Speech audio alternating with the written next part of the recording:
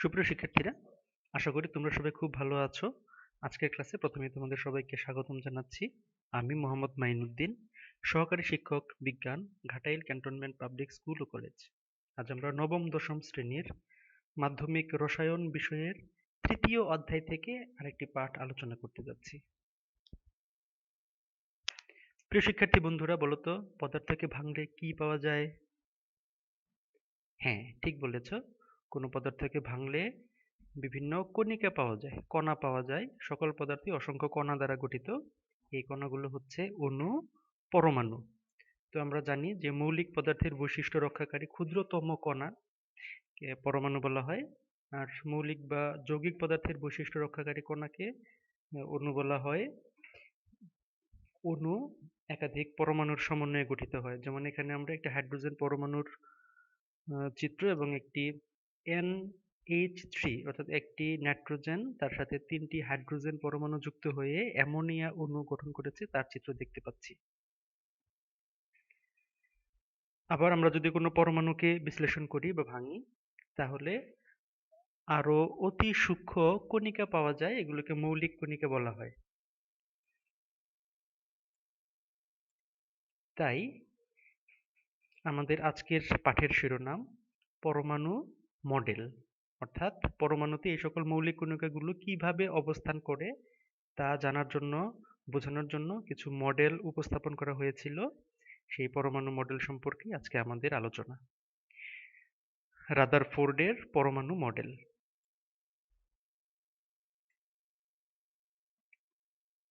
এই পাঠ শেষে আমরা পরমাণুর গঠন সম্পর্কে বলতে পারবো, রাদারফোর্ডের পরমাণু মডেলের প্রস্তাবনাগুলো ব্যাখ্যা করতে পারবো, প্রস্তাবিত মডেলের কি কি সীমাবদ্ধতা আছে তা উল্লেখ করতে পারবো বলে আশা করছি।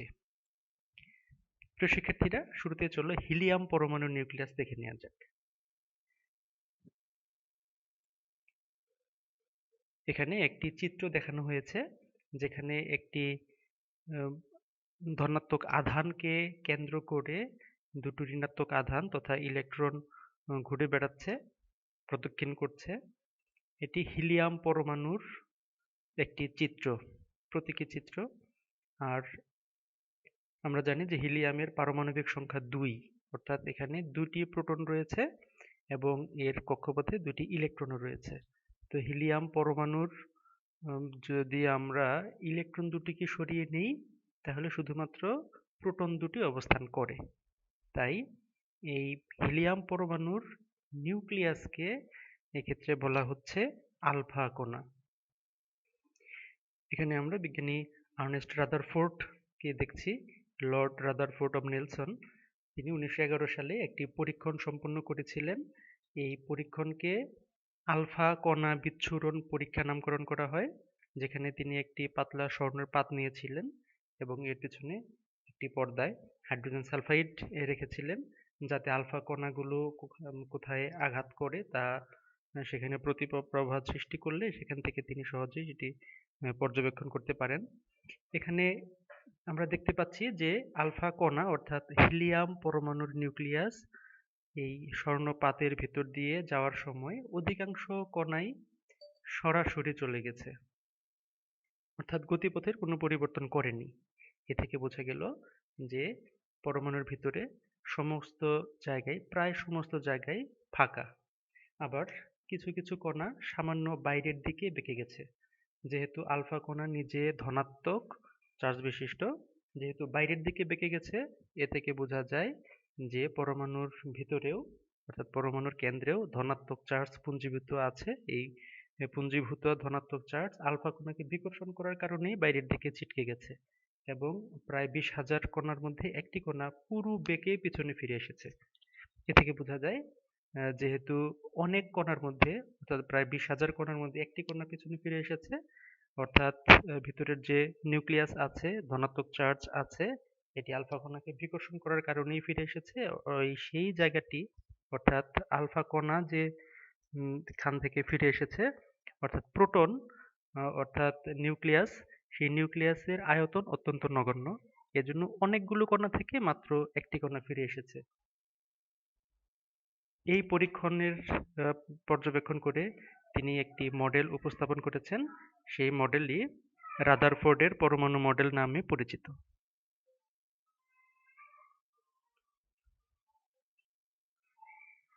রাদারফোর্ডের পরমাণু মডেল থেকে কিছু গুরুত্বপূর্ণ প্রস্তাবনা তিনি করেছেন, সেই প্রস্তাবনাগুলো এখন আমরা জানতে চাচ্ছি। ১ নম্বর প্রস্তাবনা হচ্ছে, পরমাণুর কেন্দ্রস্থলে একটি ধনাত্মক আধান বিশিষ্ট ভারী বস্তু বিদ্যমান। এই ভারী বস্তুই পরমাণুর কেন্দ্র বা নিউক্লিয়াস। নিউক্লিয়াসে পরমাণুর সমস্ত ধনাত্মক আধান এবং প্রায় সমস্ত ভর কেন্দ্রীভূত থাকে।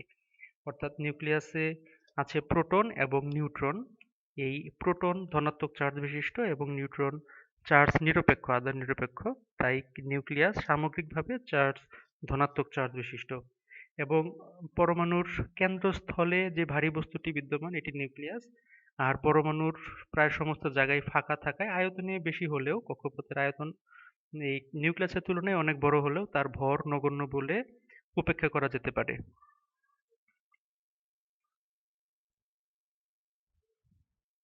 পরমাণুতে মৌলিক কণিকাসমূহ পর্যবেক্ষণ। রাদারফোর্ডের পরমাণু মডেল থেকে আমরা জানলাম যে পরমাণুর একটি ধনাত্মক চার্জ বিশিষ্ট কেন্দ্র আছে, যাকে বলা হলো নিউক্লিয়াস। নিউক্লিয়াসে কি কি আছে? হ্যাঁ, নিউক্লিয়াসে রয়েছে ধনাত্মক চার্জ বিশিষ্ট প্রোটন এবং আধান নিরপেক্ষ নিউট্রন। আর নিউক্লিয়াসের চারপাশে কতগুলো কক্ষপথ রয়েছে, যে কক্ষপথে ঋণাত্মক চার্জ বা ইলেকট্রন সমূহ প্রদক্ষিণ করে।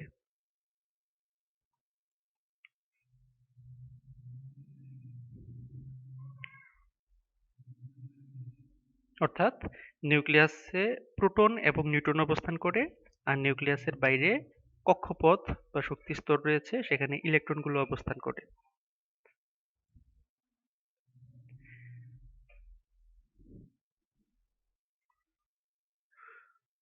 পরমাণু বিদ্যুৎ নিরপেক্ষ বা তড়িৎ নিরপেক্ষ। নিউক্লিয়াসের ধনাত্মক আধানযুক্ত প্রোটন সংখ্যার সমান ঋণাত্মক আধানযুক্ত ইলেকট্রন পরমাণু নিউক্লিয়াসকে পরিবেষ্টন করে রাখে। অর্থাৎ একটি নির্দিষ্ট পরমাণুতে ইলেকট্রনের সংখ্যা এবং প্রোটনের সংখ্যা সমান থাকে। তাই পরমাণু সামগ্রিকভাবে আধান বা বিদ্যুৎ নিরপেক্ষ হয়। নিউক্লিয়াসের চারদিকে ইলেকট্রন সমূহ এভাবে ঘুরছে। ৩ নম্বর প্রস্তাবনা হচ্ছে, সৌরজগতে যেমন সূর্যের চারদিকে গ্রহসমূহ ঘূর্ণায়মান থাকে, অনুরূপ পরমাণুর ইলেকট্রনগুলো নিউক্লিয়াসের চারদিকে অবিরাম ঘুরছে। তাই এই মডেলকে পরমাণুর সৌর মডেল বলা হয়। প্রিয় শিক্ষার্থী বন্ধুরা, এবার আমাদের জন্য একটি ছোট্ট কাজ রয়েছে। সাধারণত পরমাণু বৈদ্যুতিকভাবে নিরপেক্ষ হয় কেন বলো তো? হ্যাঁ, ঠিক ধরেছ। যেহেতু একটি পরমাণুতে রাদারফোর্ডের পরমাণু মডেল অনুসারে ইলেকট্রন ঋণাত্মক চার্জ বিশিষ্ট এবং প্রোটন ধনাত্মক চার্জ বিশিষ্ট, এ প্রোটন এবং ইলেকট্রনের সংখ্যা সমান থাকে। তাই সামগ্রিকভাবে ধনাত্মক চার্জ এবং ঋণাত্মক চার্জ পরস্পরকে নাকচ করে দেয়। এই জন্য পরমাণু তড়িৎ নিরপেক্ষ হয়। চিত্রের মাধ্যমে পরমাণুর বিভিন্ন ধরনের কণিকার অবস্থান দেখাও।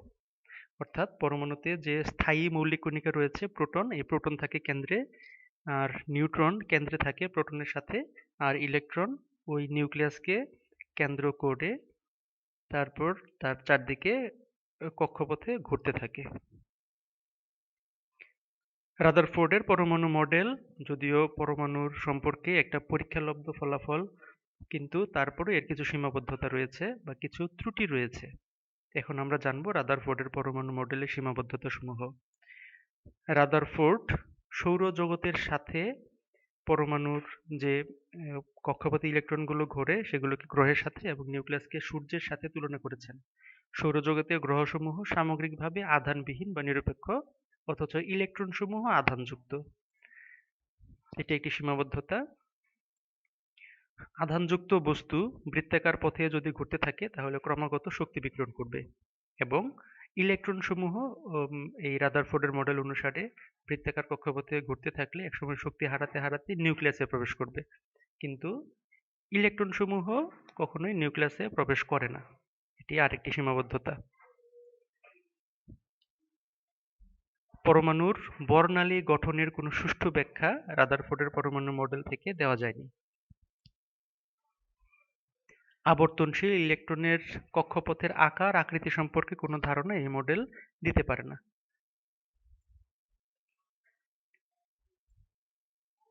একাধিক ইলেকট্রন বিশিষ্ট পরমাণুতে ইলেকট্রনগুলো কিভাবে পরিভ্রমণ করবে তার কোনো উল্লেখ এই মডেলে নেই। অর্থাৎ একটি নির্দিষ্ট কক্ষপথে থেকেই কি সবগুলো ইলেকট্রন অবস্থান করবে, পরিভ্রমণ করবে নিউক্লিয়াসকে, নাকি ভিন্ন ভিন্ন কক্ষপথে থেকে পরিভ্রমণ করবে? যদি ভিন্ন ভিন্ন কক্ষপথে থেকেই পরিভ্রমণ করে তাহলে কোন কক্ষপথে সর্বোচ্চ কয়টা ইলেকট্রন স্থান পাবে ইত্যাদি কোনো ব্যাখ্যা এই মডেল থেকে পাওয়া যায়নি। প্রিয় শিক্ষার্থীরা, এখানে আমরা একটি চিত্র দেখতে পাচ্ছি। রাদারফোর্ডের পরমাণু মডেলের প্রতিটি প্রস্তাবনা ভালোভাবে বিশ্লেষণ করো এবং কি কি সীমাবদ্ধতা পাওয়া গেল তা খাতায় লেখো। মূলত শিক্ষার্থীরা, রাদারফোর্ডের পরমাণু মডেলের ভিত্তি কি? রাদারফোর্ডের পরমাণু মডেলের ভিত্তি হচ্ছে হিলিয়াম পরমাণুর নিউক্লিয়াস অর্থাৎ আলফা কণা বিচ্ছুরণ পরীক্ষা। এখানে দুটি চিত্র দেওয়া হয়েছে, চিত্র 1 এবং চিত্র 2।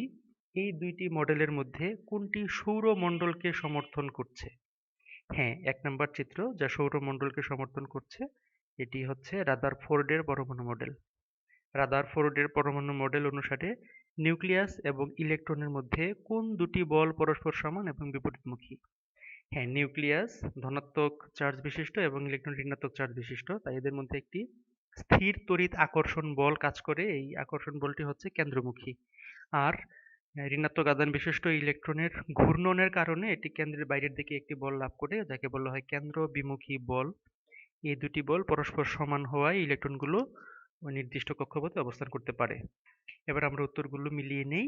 হ্যাঁ, রাদারফোর্ডের পরমাণু মডেলের ভিত্তি হলো আলফা কণা বিচ্ছুরণ পরীক্ষা। প্রথম চিত্রটি রাদারফোর্ডের পরমাণুর গঠন সম্পর্কিত সৌরমণ্ডলকে সমর্থন করেছিল। যে দুটি বলের কথা বলা হয়েছিল, স্থির তড়িৎ আকর্ষণ বল এবং ঘূর্ণায়মান ইলেকট্রনের কেন্দ্র বিমুখী বল, এ দুটি পরস্পর সমান এবং বিপরীতমুখী ছিল। প্রিয় শিক্ষার্থীরা, আজকের পাঠ শেষে আমাদের ছোট্ট বাড়ির কাজ থাকবে।